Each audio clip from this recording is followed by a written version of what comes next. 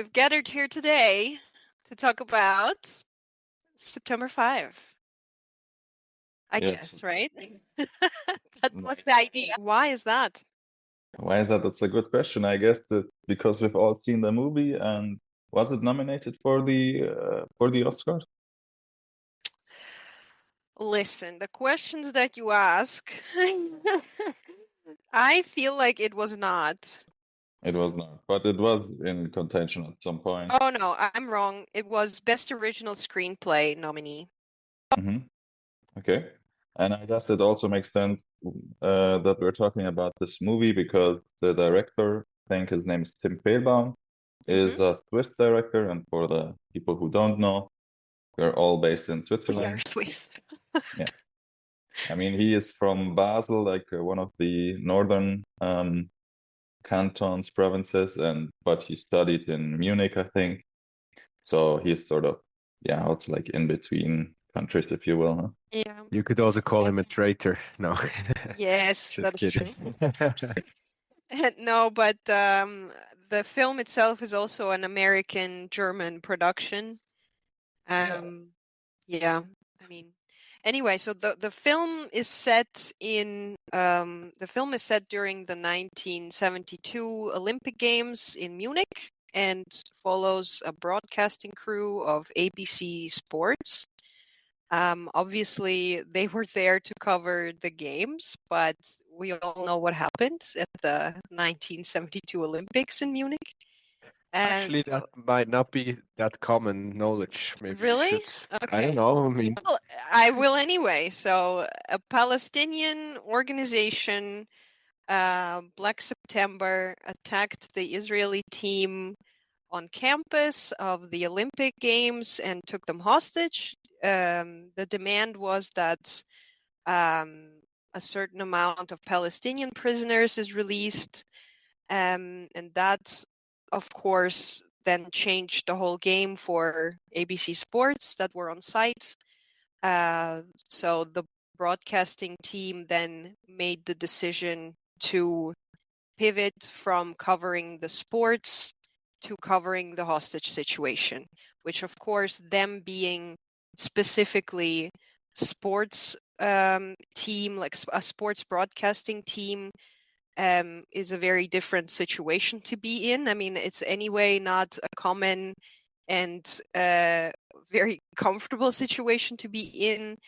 And so as much as the setting of the film, the topic of the Israeli-Palestinian conflict is relevant today, I would say what the film really is about is not about that. So this is just the setting. The film, the story deals more with the ethics of broadcasting and the choices that the team had to make, and generally the team as a whole, the team like as a concept, I would even say. Yeah, that's right. And actually, yeah, it's good that we went over the plot or the events that happened during those Olympics, because I actually wasn't aware of them myself before I started getting into the movie and listening and reading about the movie. And I mean, the topic of the hostage situation, the hostage crisis at the Olympics is not new. Obviously, there were multiple other films that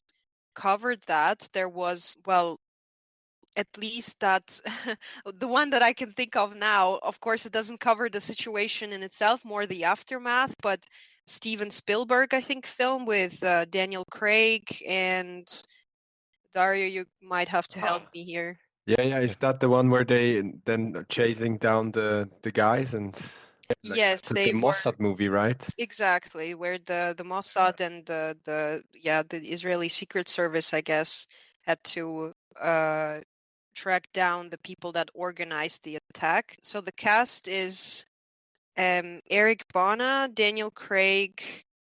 Who else was here that is known? What's the Andrew movie's name again? Kassovitz. It was Munich. It was just Oh, yeah. Munich, 2005. The topic of the hostage crisis in itself is not new, but I think what this movie does is, of course, put a different spin on it because it's more, as I said, more so about the broadcasting of the situation than the crisis itself. Although, of course, the fact that I'm sure we will talk about that, but the fact that they included so much actual footage from ABC Sports that the crew then made, that was made like during this situation while it was unfolding, also, is an interesting point because, I don't know, I guess it's just, apart from the fact that they were using actual footage that happened and included it in the film, and it all kind of is a like merging of those two things creates an interesting, I don't know, a different new product, I guess you could say, because it's a documentary plus how do you say, like Spielfilm? Yeah, like a fictional movie. Yeah, like a movie, yeah. Yeah, and yeah, like you said, it's seamless. The integration of the documentary footage that they had, and some scenes, for example, when the broadcaster is speaking or in the studio. I think those are filmed scenes, new scenes filmed for this movie. But yeah, the how they blend together is done seemingly, and from what I just looked up, the film was filmed digitally, but I think they added grain to Okay. the film so that it looks like it's shot on film. What I also heard from an interview they made, or Tim Fehlbaum was talking about it, is that because they didn't know initially whether they were gonna get an okay on using the actual footage, they had to film some of those things in parallel to be able to recreate the footage. I do have a side question that has nothing to do with the movie itself, but a comment that Michael just made about adding grain to make it look like it's shot on film. I have a general question about shooting on film, because there's a bunch of directors that are like maximalists when it comes to that, right? And they would not shoot it any other way. Why's the reason for that? I mean, the advantage that digital gives you is that you can do a lot more takes, and it's logistically, I think it's much easier to handle. I mean, film, you just run out at some point and then you have to reload, and yeah, and also film is more expensive than digital. So those are two aspects that I know of that make shooting on film a bit more difficult. So digital gives you a more option. And I guess the conversion process as well is, well, it's an additional step that you have to do.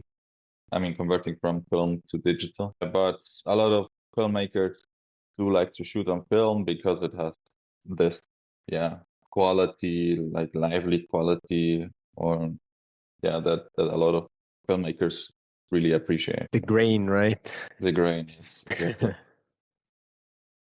Interesting. Thanks for that. Do we want to discuss a specific topic, like a specific aspect? Yeah, sure. It's interesting where to dive in here. I mean, I feel like the historic aspects are one thing, like of the actual events that happened, but for me, something that really caught my eye is I found it really interesting seeing um the film studio or the ABC studios room with all that technology, with all these switches and handles and films, and I don't know, I felt it felt really cool seeing that. I mean, it felt almost like sci-fi for me because that's a technology that I don't know anything about. I mean, if you show me an old camera, then I might tell you, oh, okay, yeah, I know how this works on an old telephone, like these old disc dial telephones. But the production room is totally foreign for me, and it looked like something out of Star Wars, maybe. Yeah. So yeah, and actually, it's sort of part of the plot as well when they, for example, they send one of the reporters out to deliver the film to one of the teams that was in the field, and he has to bring the film back so that they develop it. And then another aspect I think was that the lady that gets to design the not the front page but the The logo, font, yeah, the font yeah, the title. logo as well. Yeah, that I thought was also really That was interesting. really interesting. That it's Yeah, I actually just thought. Oh, sorry. Go ahead. that it's actually cut out paper or cardboard, and then she puts that together and shoots that. So totally different from And superimpose where they like superimpose the image on the video that they're showing. That's quite interesting, and that's actually a good point because that's what they had to build, and they specifically wanted to build the actual analog studio the way that it was at that time in 1972, because that would, I mean, add to the experience, I guess, and it did, and I'm glad they did that because obviously we could learn a little bit more through that, the ways that it worked back then. Yeah, the struggle they had to go through back then to just make something that kind of, what you would say is simple in today's world, right? Like, it's kind of interesting. Yeah, and also what I found really difficult, I guess, people nowadays from that industry might find it similar in some cases, but the way they produced the show, so that they had to say, okay, now go to this shot, okay, and now let's go back to this, and then please now show the preview, let's cut to commercial. I mean, all those steps that the main character is sort of directing. I found that also very, wow, that's really challenging and interesting. I think the character's name is Geoffrey Mason. Geoffrey Mason, yeah. Mm-hmm. Now, if we already get to that, if we get to the characters, let me just say, this is what I really loved about this movie. This is what I loved the most about the film, is the way that they show teamwork and the portrayal of the team working together in a crisis, and it's all kind of orchestrated in a way that it just works perfectly. Of course, there's conflict, there is misunderstanding, there are things where people don't agree with each other, but the way that it is shown was so perfect, at least for me, that's what I appreciated the most about the movie. And the actors, I mean, John Magaro is, I don't know. I have no words. He was just like hypnotic for me to watch, and so was actually Peter Sarsgaard as well, because I just recently we saw him in Presumed Innocent in the series with Jake Gyllenhaal. Guys, remember Tommy Malto? Yeah. And he was so perfect. And then I see this movie with him and he's perfect again. And I'm like, Peter Sarsgaard can do no wrong in my eyes. He's just great. I love him. I love him so much. And John Magaro too, actually. He is, I must say though, he is in this other new film about an American, I think, musician, but the film is German, so it seems like he is in a few European productions lately. But yeah, so I don't know. This was the main point for me: the portrayal of the team and just brilliant actors that play in this movie. And of course, Leonie, right? Do I say this correctly most this time? Leonie. Yeah. Leonie How Benesch else is, would you normally I don't know, say? Leonie. I don't know how you would say that. So Leonie Benesch is just generally great. We saw her, I mean, I at least saw her in 3 films by now, and she is great every time. Daria, you saw her now in September 5 and in Heldin. So I think she is a very good actress. I didn't even know she was in September 5. To be honest, I completely forgot she was there.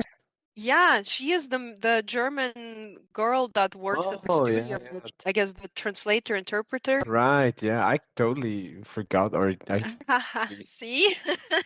Well, maybe that's good, that you don't perceive the actor necessarily, but you just perceive the role. I don't have Yeah. that with all actors, but there are some that I just feel like I always forget they're around. Well, I mean, it can either be good or bad, I guess. Depends on on the way you see it, and I guess the film, because if all you see is the character, I guess it's a win. But I totally agree that the team aspect of the movie is awesome. I think that's somewhat close of how film set works, that way of collaboration. And like you said, Ala, that there are arguments, there are discussions, for example, between Sarsgaard's character and John's character, who is sort of directing the broadcast. There's But also quite a few, I mean, a few arguments between Peter Sarsgaard's Magaro's character and I think Marvin Bader was his name, I think, the guy that always pointed out the ethical aspect of what they were doing. yeah, that's right. But they somehow always arrive at a solution that works for the circumstances, works for the show, or they discuss alternatives and then or come up with a third idea or a backup plan. So yeah, that's always really refreshing that they are very synchronized somehow, or yeah, the how they arrive at the solution. Mm-hmm. Yeah, I mean, of course, it's a very high stakes situation as well, and I think the film shows it really well how professionals in their field are able to function under this pressure, function well together as a team, and do their job with the urgency that the situation needs, really. And it just makes the film all the more gripping. Um, and I think what also adds to this is the fact that the film is not very long. The film is 94 minutes, or like around 90 minutes, which is, I mean, at this point, quite unusual, because movies tend to be 3.5 hours long nowadays, or at least over 2 hours. So I think that the length of the film is something as well that kind of keeps the pressure, and doesn't let us stray away from the story and get bored. Yeah, I don't remember, but I think in the beginning at least there's a long scene where that takes a couple of minutes, and that also helps a lot with the immersion and us feeling the sort of pressure and urgency of the situation. And yeah, I was also thinking part of the teamwork is the sacrifices that the team make for the production or for the broadcast. Two examples come to mind. Well, the first one is when they have to wake up Sarsgaard's character. I mean, he had just gone home to his family at the beginning of this event, and then John Magara's character says, "Okay, no, we have to call him. This is really pressing," and they do, and then even though it was his time off, he shows up to to deal with this broadcast and situation. The other example comes to mind, that is John Magara's character lending Leonie's character the keys to his car so that she can go to, was it the airport, I think? Yeah, she has, so that she can go to the airport where Yeah. the terrorists go at some point to be relocated. And yeah, he just gives her car just like that without any hesitation. And I thought it was a really generous gesture. So that shows how they're really committed to this cause, this broadcast, for it turning out the best it can be. if we talk a little bit more about the ethics. Yeah, sure. I think one of the biggest issue or questions was during the film was how much can they show and what can they not show. And also, I think what Marvin Bader's character was saying in the film is how far into the story is it still our story, and when does it become their story? So the terrorists' story, the hostage takers' story. Right. Yes. And I mean, of course, for me as a an avid viewer of true crime, this is I'm not an ethical viewer of true crime. I know it. I don't pretend to be. I don't even know if that's a thing at all. But I feel like we are all lying to ourselves if we say that I think no matter how you make a true crime story, how you create a film about it, it's never going to be ethical. But maybe I'm wrong. I don't know. But this is kind of the topic that's attracted me as well. And I still think it's, well, it's not completely unethical what they're doing anyway. I wouldn't agree that you can't show that. You probably should take good care of the information you're showing. You should be sure that in the situation where it's a live broadcast, that there's nobody is in danger, which was not necessarily done in this film or in this, like in the situation that is portrayed in the film, because they only at some point realize that maybe they are putting people in danger by doing that. But yeah, this is kind of an interesting topic. I don't know. I don't think it's answered by the film. I don't think you can even answer, but it certainly makes you think. Yeah, for sure. Yeah, I agree. For me, one of the interesting aspects was that, okay, if that at some point they were broadcasting and the terrorists were able to use that to their advantage to manipulate the situation. So yeah, I think then it can get dangerous, and I thought it was also really interesting how they noticed from the broadcasting room that they could see like a shadow or something displayed on the window, or when they were filming the terrorists or the hotel room of the terrorists, and then that's how they were able to realize, okay, they are actually watching our footage. And because wasn't it in the film, isn't it the case that ABC is no, it's not the only studio transmitting live, but no, I think it was that at some point they also realized that every hotel room has international channels. Yeah. And yeah, somehow, well, they were able to get the ABC channel, which was the shot that they were broadcasting was exactly of the window and some other areas. And so I would, yeah, sorry, go on. yeah, no, the other point was that, yeah, how much is it their story versus the broadcast story or ABC story? And yeah, I guess you also want to have a commentary in this situation so that, I don't know, yeah, so that you don't give too much power to these terrorists because yeah, that's what they want to do, to terrorize people, and by showing certain things you enhance that, I guess. Well, yeah, I think that's generally one of the bigger conflicts in the film, is this kind of moral dilemma that they are facing of, yeah, what they show, what they don't show.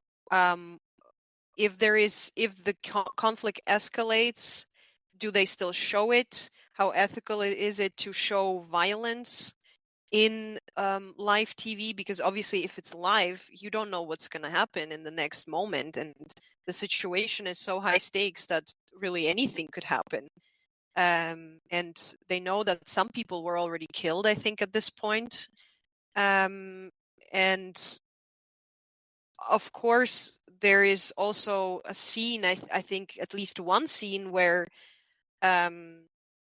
people talk about the ratings, right? So the ratings is not alien to the situation. Obviously, they are very aware of the fact that this will attract people to watch the channel. And obviously that is again the topic of kind of this human tragedy as a commodity, I guess. Yeah, it's interesting. So maybe that again the same thing we were talking about before, that so you enhance certain scenes, or you show more of the, like, let's say, of the killing or whatever that attracts people, and then just to get more viewers. But on the other hand, you give if you do that, you give the terrorists more power over what's happening. I think the other interesting sort of moral, ethical aspect was when they, at some point, when the terrorists go to the airport, and the information comes out that the people they had kidnapped were dead, and they had to confirm that information. So they had it from, I think, from Leonie's character, the translator who was on scene. And then I think where they heard it from first was an interview with a German politician, government agent or something. But again, then here it's where the character of what's his name? Ben Chaplin, Marvin Bader is the character, comes into play and says, "Oh no, wait, we can't go live with this information. We have to confirm it from at least two sources, I think." So that was the policy, ABC's policy, for that. And yeah, that was an interesting moment where they had to wait just till the last minute so that they could actually confirm this. Well, yeah, I think that's generally also the pressure on live broadcasting to be able to, well, confirm or deny the information that they're telling live, because obviously this is a race against time and you can't really know all the facts so fast. Maybe some information will only be revealed later, but you want to give as much information as possible to your viewers, because of course at some point there's now no new information. If the situation is unfolding live, then you may not have all the facts, and still as a broadcasting agency, you do need to have new information, otherwise ratings. Yeah, and I think this is one thing that happens today even more with all the social media. When any event starts, that multiple people start tweeting about it, but it may not be like factual, or there are details missing or whatever. And that's also what happens a bit in this movie. So they had it from some of the reporters, and they had it from the politician, but they had to just to wait to have a higher certainty of, okay, this actually happened, before they go out with the information that a lot of the kidnapped people have been killed in this airport shootout. I'm just thinking also about, although we did say that the setting is only the setting, so the hostage crisis, the Olympics in Germany post-war, like the first post-war Olympics that happened in Germany, still only a setting, but it does of course add something to the story.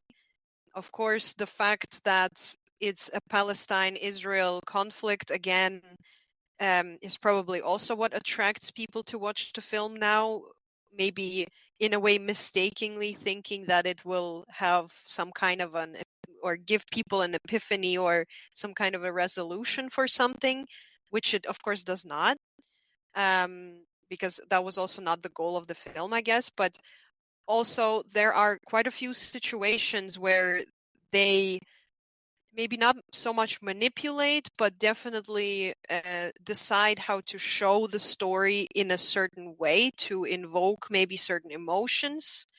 And one of them is the scene. Maybe we will have to Google that a little more, but maybe Michael, you remember the scene where they are interviewing one of the Israeli athletes. I don't remember what exactly happens direction-wise there, but it's definitely a scene where you see that they kind of, maybe manipulate the story a little bit, or as I said, like show it in a way that invokes a certain emotion or makes you think of something, which may not have been really the I don't know, the way. I think what happens is they switch from showing the Israeli athlete to showing a German journalist or something like that. And this switch is kind of like puts you in the frame of mind where you think about Jews versus Germans and stuff like that. And so this is again a little bit of a manipulation tactic on the journalists' part that are directing the story.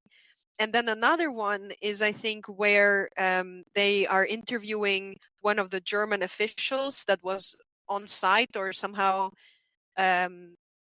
is working for the organizational team of the Olympic Games, and he kind of really is downplaying the whole situation and saying the situation is unfortunate, while it's actually at this point so devastating that those are not the terms you should be using. But again, this kind of puts you in this mindset of, oh, Germans, Jews, war, post-war, and this is the context. Yeah, right. Yeah, to those 2 points, I think the first one you mentioned was they were also showing like scenes from an interview they had done earlier that day or the day before, and then sort of the way it is shown, it's about how it feels for these athletes to come back to Germany after the Second World War and a lot of Jews being killed, and they reflect on their heritage and the tragedy of that event. And yeah, for sure, I guess that's manipulated in a certain way, if that's the correct word, to evoke a certain emotion. And what's the second point you mentioned, of the German journalist? I think that's a bit throughout the film, a bit of a line that the German journalists were downplaying or the whole situation a bit at the beginning. Also, we hear not only the German journalist, but the official that they're interviewing there. Yeah, but I mean the organizers of the Olympic Games and the government. We hear bits and pieces about what the German government is saying, and they're sort of trying to downplay the situation just to keep calm, and I guess, and that it doesn't escalate.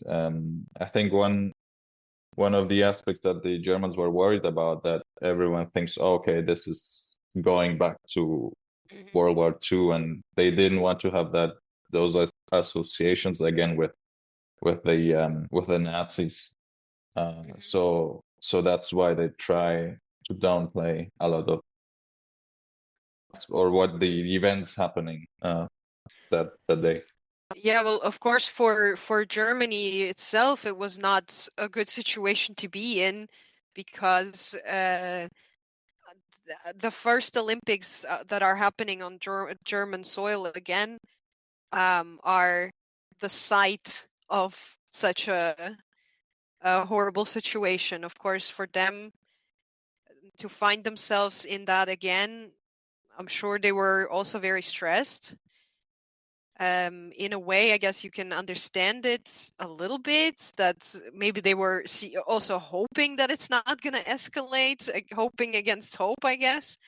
But yeah, I don't know. I guess it's definitely not a central theme, I would say. At least I think so. It's a setting. It's maybe a bit of a bait for people to watch the film as well. Because although this situation happened in 1972, we are no closer to a resolution of the conflict today than we were back then, maybe even further away. So yeah, I think it's still interesting to see, to view this as their, like, the film's production crew, their way of showing how the journalists worked in this situation, what the decisions were, how did they present the information. Was it always in an ethical way? Was it always in a truthful way? Was it manipulated for the ratings? Was it always striving to show and portray like the real situation that was unfolding or not? And I think that's just for that reason. I think that was very interesting, and I really appreciated that. By the way, speaking of the German government downplaying the attacks, I think I just looked it up now. Apparently, there was some tabletop exercises going on beforehand where they kind of looked into worst case scenarios that could happen during the Olympics. And besides the Irish Republican Army and all the other usual suspects, of course, also these came up. But then they wanted to kind of portray Germany as a peaceful country and chose to like have lax security measures at the Olympics. Okay. Because otherwise it would look like, militarized, and they wanted to prevent this picture. So they chose against it, but then it happened anyway. So, and then they were like, yeah, that was, I mean, was kind of to be expected, but so yeah, they made a mistake. Yeah. They tried to downplay, I guess. Well, see, but this is just only again goes to show how everything is so connected in real life, and sometimes things happen that you think those things can only happen in movies, but then they happen in real life just because of how complex everything is and all our structures. And I don't know, I think this is, for me, the first time I noticed that was the Oscar-winning OJ documentary. But this is practically the same situation, how a bigger context plays into smaller things. Smaller things on the scale of like a whole full-blown world war versus a rather local conflict playing into each other, and how it's all interconnected, and then it just one thing leads to another. Yeah, I mean, just if I can bring these 2 points together somehow, is that the film is a bit of a sociological analysis, because it analyzes or shows different players during that time. And we have the Germans, we have what happens in the studio, we hear about what happens outside in the field with the police. I wanted to mention also 2 aspects regarding the Germans that I found interesting. Well, the first one, Dario sort of mentioned that the police or the security at the Olympics, they didn't have any guns. I think they only had like tasers or somehow that gets mentioned during the movie. And I think there was a second aspect that I forget now about the organization. Well, yeah, it doesn't matter. But yeah, going back to the ABC crew, I mean, I feel like the film doesn't judge any of the people involved. yeah, now I remember my second point about the Germans. There's one scene where the German police arrive at the studio because they also realize that the terrorists are taking advantage of the live footage to improve their situation. Tactics. Yeah. Yeah, their tactics, and the police arrive, and at at at first it looks a bit like, oh, okay, they're really authoritative and resembles, if you will, a bit the Nazis, but that gets de-escalated really quickly when Sarsgaard's character tells him, no, you have to leave. This is my studio. You can't come in here. So yeah, that gets de-escalated really quickly as well.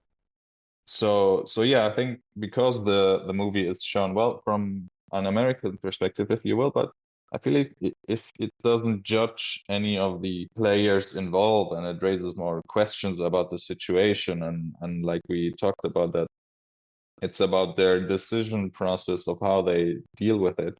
So yeah, it's an exploration and not a yeah, it doesn't judge their action. Well, but that's why I think the character of Leonie Benish is so important, because she is technically an outsider for this broadcasting world, for the journalism world. She is an interpreter on site. She's helping the team. She would like to do her best in covering the situation truthfully, probably as well as the team, or at least some of the team. But she definitely is rather an outsider for the whole world of that. And I think that's why we kind of almost follow her in a way, because at least we are also not well versed in the broadcasting industry. So, of course, we have no idea. The actors are just amazing. I loved it. I couldn't take my eyes off the screen. Dario could for some reason. He was completely distracting me all the time.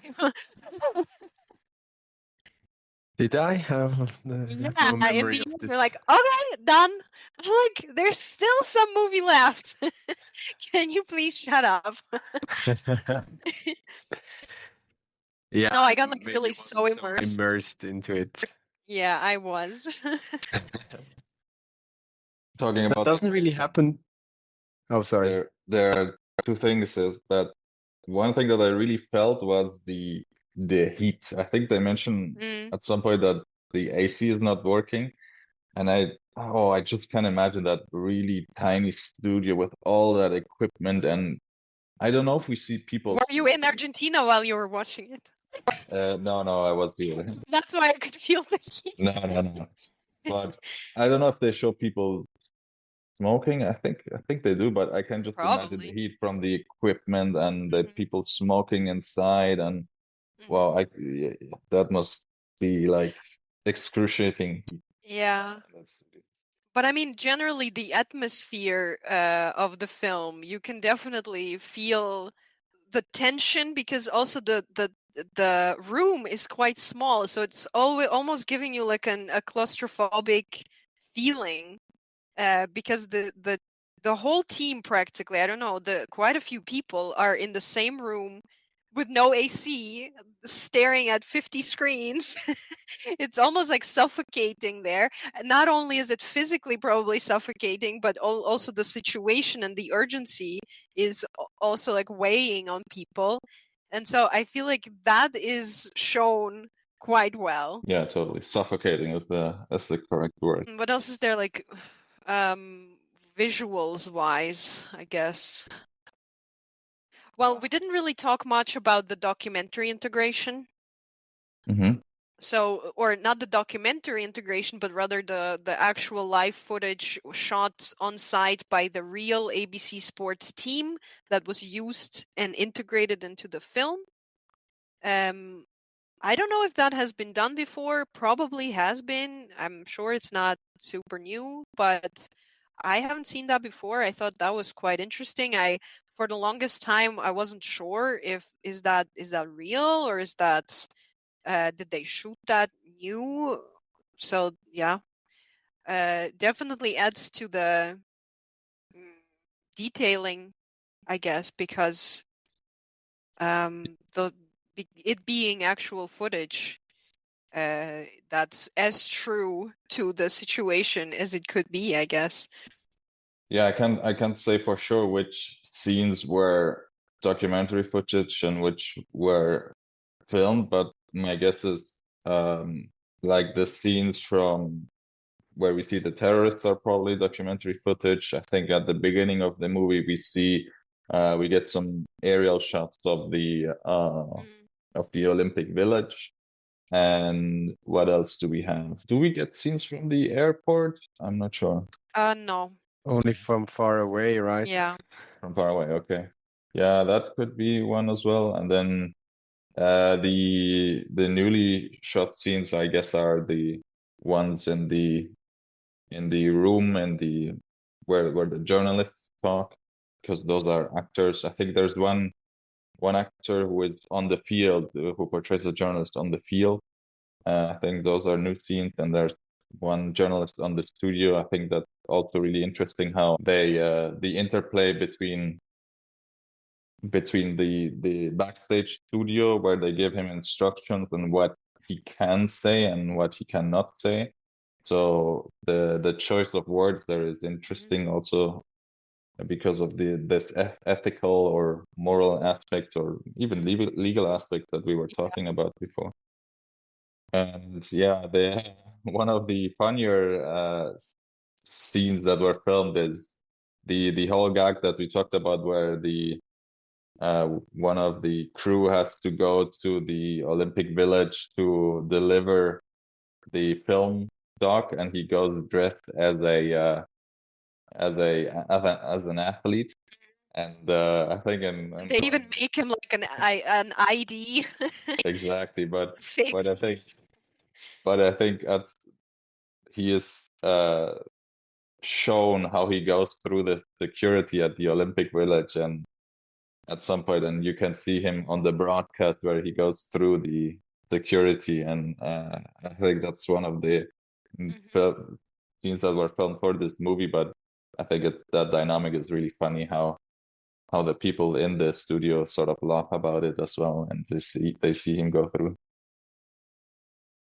Another funny scene for me was a really human scene. It is, I think, before it happens, before the terrorists go to the airport, when someone of the crew comes in with sandwiches and I think beers, and they just get a moment to relax and chat with each other, and you can see, okay, these are humans, and I mean it's their office day, I guess, and just a completely normal situation for them, given the extreme situation they are in. But I think that was a really important scene because you can see, okay, they can just take a breath for a bit, relax, and then go back at it. I mean, I guess we could talk a bit about the aftermath, but I feel like after the airport, when it's sort of all over, the film closes quite quickly, so they don't delve into much with the aftermath about how well they do sort of feel of how the people feel, like Leonie's character, for example, that it takes a lot for them to process what happens, especially for her as a German, to have something like that, like a tragedy of that scale happen again is, yeah, very shocking. But I think the film sort of ends with questions more than diving too much into the aftermath. Well, I think generally the conclusion and what they wanted to portray is how professionally the team worked in covering the situation. I watched, I think, 1 or 2 videos of the cast talking about their experience playing it, and of course, some people that were working on the story are still around, or maybe all of them, and people like John Magaro, who are playing actual real people. They had the chance to talk to them, and at least he, I think also other cast members expressed their admiration to those people and said that they covered the story responsibly. The way that they reacted, everything was very professional. I wouldn't say that the film shies away from showing that there have been mistakes and maybe not everything went so smoothly. Obviously, the journalistic mistakes of live reporting is in general, this misinformation, the conclusions that were kind of a little bit rushed, but they still wanted to give it to the audience because the situation was, there was so much pressure that they wanted to have at least some information, and maybe again hoping that this will be it, and hoping that what they hear is the truth. Although of course I think if you know what the situation was before you start watching the film, you will know quite fast that maybe this is not really this information should have been checked better. Yeah, where was I going with that? Well, the aftermath in general, right? So I think because it ends, as you say, it pretty quickly after the airport scene, and then the film ends with John Magaro's character in his car, and this whole day kind of is behind him now. And I think it was not so much about covering the aftermath as much as covering the life situation that is unfolding, this kind of tragedy right in front of you. I mean, the aftermath, it doesn't have this urgency anymore. So it's just what happened, and now you will have to probably also, it was not their job anymore to cover the aftermath because they were really just the sports journalists that were on site to cover the games, and they just happened to find themselves in the situation that they were one of the only ones who could do that, and they chose to do this as well, but the aftermath is not their responsibility anymore. Mhm. Yeah, that's true. And I don't know, reflecting now, you said the scene or the movie ends sort of with John Magaro getting into his car. I think it also starts with him arriving at the studio. Mm. But I was thinking, do we know, like from the story time or the chronology of the movie, do we know if this happens over just one day, over multiple days? And on the other hand, do we know, like in actuality, in real life, how long this took place, or how long the events unfolded? Dario, our fact checker, should Yes. tell us now. I mean, give me 1 minute and I will be able to let you know. But I think it was pretty much probably one day, within the course of a day. Yeah. Let's see what Dario comes up with. Yeah, I think something from early in the morning to late Yes, in the night, something. September 5th to September 6th. Okay. All right then. Well, if you found something else, tell us. I mean, you're probably right. It says approximately 21 hours. Started in the early mornings, 4:30 a.m. it says, and it ended at 12:30 in the morning again, or in night. Yeah, intense hours. I mean, that's a long work day and super intense, and yeah. Definitely. Yeah, final thoughts on the movie, on the director Yeah. or the cast. I mean, final thoughts. Definitely, for me, a very gripping film about the inner workings of journalism, of live of live journalism specifically. Very character driven. Love the characters. Loved the cast. I don't know. I cannot say enough I feel like, to praise the cast here, because for me, John Magaro plus Peter Sarsgaard plus Leonie Benesch, come on. This is the cast was insanely good. I really loved the performances. So well done. I'm generally want to see more of Peter Sarsgaard. I need some kind of a Peter Sarsgaard marathon. I know he is probably not doesn't have such varied roles all the time, but I still would like to do that, I think. And John Magaro is always good as well. And I want to see this Köln 75, or I guess Köln 75, as you would call it in German, because it's a German film where he also plays. What happened in Köln 75? It's actually well, okay. If we want to talk about, maybe let's decide now. Do we want to talk about films that are connected as well? Because I have a few I can talk about. I think that would be interesting. Okay, so Köln 75, or I don't know how you call it in English. I guess Cologne 75 sounds more like a cologne name. Just wanted to say, yeah, it's like Chanel number 5 or Cologne 75. What's this drink called? French 75, remember? That's what it reminds me of as well. It's a film about let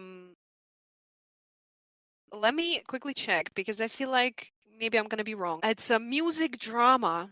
It's a German film. It's a German production, I think.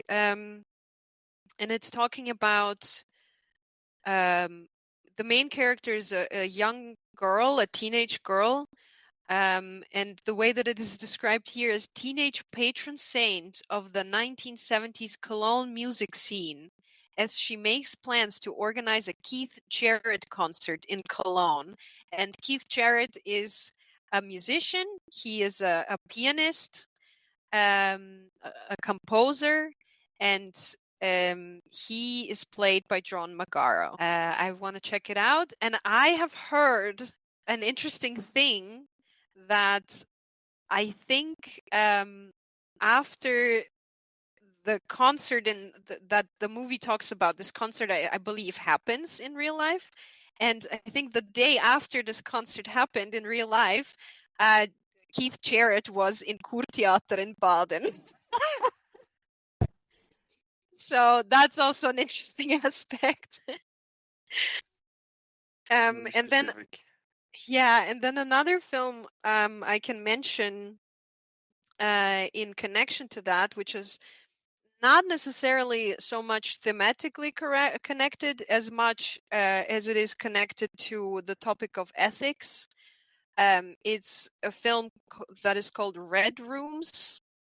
And the film is about the character is obsessed with a true crime story, so a high-profile case of a serial killer, and it kind of talks about serial killers, the ethics of following the story, reporting on the story, what the fascination with serial killers and those types of characters can lead to for a person, or I guess maybe even a society. I don't know if the film goes so deep into that. Hashtag Ted Bundy or what? Hashtag Koberger. Or Ted Bundy or Dahmer or all kinds of other characters. Yeah. But this film is supposedly a horror/crime. So I don't know. I would be interested to check. Yeah, I guess those are my final thoughts. So, and then also when we talk about connecting or movies that have or are in relation to September 5th, or how is it actually called? September 5th, I don't know. right? I guess, yeah, you can say whatever you want. Would be also the one that you mentioned in the beginning, right? With Daniel Craig, Munich. Then you kind of also get the aftermath that is maybe not sufficiently covered in this movie. Yeah. If you want to see how the story Aftermath. how the story goes on afterwards with Operation, or how was it called? Wrath of God, I think it says here. Pretty dope name for an Secret Service operation. The Wrath of God. Yeah, what else? Or some other awesome Mossad movies. Does anybody have anything No. from the world's most You can be sure competent Secret Service? you can be sure that if we mention Mossad so many times in this podcast, we will get so many more views than normal. Yeah. You mentioned Mossad, and then you get a fourth person joining your call instantly. So, but yeah, I don't know. There's a bunch of cool movies around that, right? How is this one called where they capture Eichmann? Isn't there a movie about this too? I mean, there's a documentary, but I And a don't know if movie. there's a Spielfilm. Is there? I think there is a movie, yeah. Did they capture him in Argentina, right? Michael is oblivious to such things. Yeah, probably. I have no knowledge of this.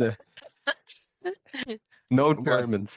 What happened with the Nazis in Argentina is only interesting to, I don't know, Americans and Europeans, I guess.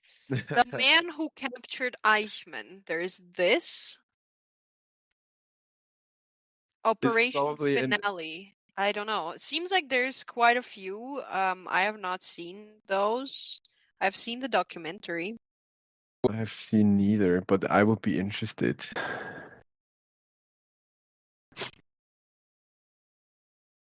Michael, final thoughts?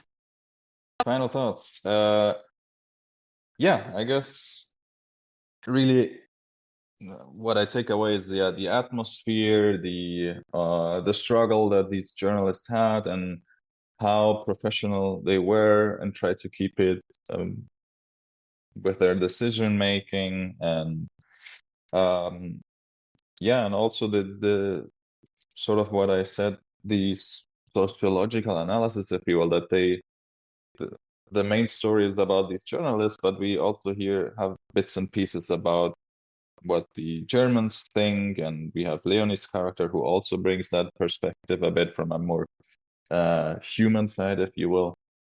And yeah, the documentary footage also adds, I guess, to the realism and to the objectivity, you will, of this movie. I mean, it's not judging on what happened, but it's just yeah, exploring and how how do we act in those situations, and yeah. Well, can definitely recommend. Please go watch September 5. No, yeah. Yeah. Great movie. Excited. Probably not going to be part of our Fraluf Kino program, unfortunately. Why? Well, you know why. Need I say more? It doesn't fit the narrative. Sufficiently cover the conflict. That is the reason. But yeah. And it takes the position, which is not so favorable to the majority of the people Yeah. who get to vote which movies are shown. Okay, Yeah. got it. Anyway, so yeah, our pick, September 5. Our pick for best screenplay. Which, by the way, who won the best screenplay? I think didn't Anora win? Best original screenplay nominees. Didn't you want to not talk about the Oscars? Although I still think it would be I'm sorry, suitable to do Michael that. didn't want to, not me. Swimming against the stream, you know. Abolish Oscars. It's all rigged anyway. Music, production design, which, by the way, were they? They were not. Okay. Live Although, actions. a question, Michael, I mean... Here, I found it. Wait. Original screenplay. The best original screenplay. Anora, The Brutalist, A Real Pain, September 5, The Substance. Yeah, that's a kind of a very hard place to be in. I think that is not easy to win when you are nominated alongside such great movies. Well, obviously, Anora was the winner, so can't argue with that necessarily. A Real Pain would have been also a good candidate. The Substance, amazing. The Brutalist, I'm gonna refrain from commenting on because I only watched until the intermission. Haven't even seen the whole thing yet. Yeah, probably. I'm going to watch it soon, but I'm going to split it up in Yeah. multiple viewings. Yeah. Daria, what did you want to say? No, nothing. I think it's all good. All right. Sure. Well, with that, we wrap up. Thing. Thank you, Mossad, for listening.